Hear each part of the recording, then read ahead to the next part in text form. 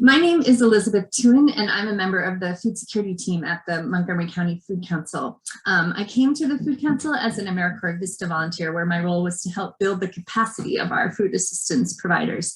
I really got to know this network of organizations through Zoom.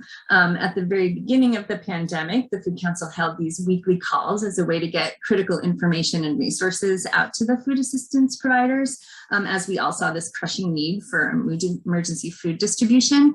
And I think back then we were calling them COVID-19 resource webinars or food assistance provider response calls. But by the time that I got on the scene mid-pandemic, they were simply known as bi-weekly community calls. And I really love that change in nomenclature, because what has always really impressed me is the way this network of organizations has come together to support one another. One of my favorite things about these calls is when someone would pipe up with a question or a need, and immediately we would see suggestions in the chat box and people saying, contact me offline, I can help out with that.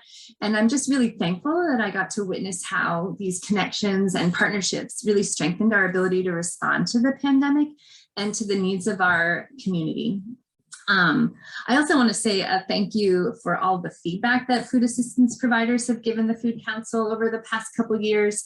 For instance, when we set out to make recommendations for recovery and for building a more resilient food system in Montgomery County, these organizations were right there in listening sessions to provide their frontline experience and to make real-world suggestions to really help guide how we look to the future and how we recover from the pandemic.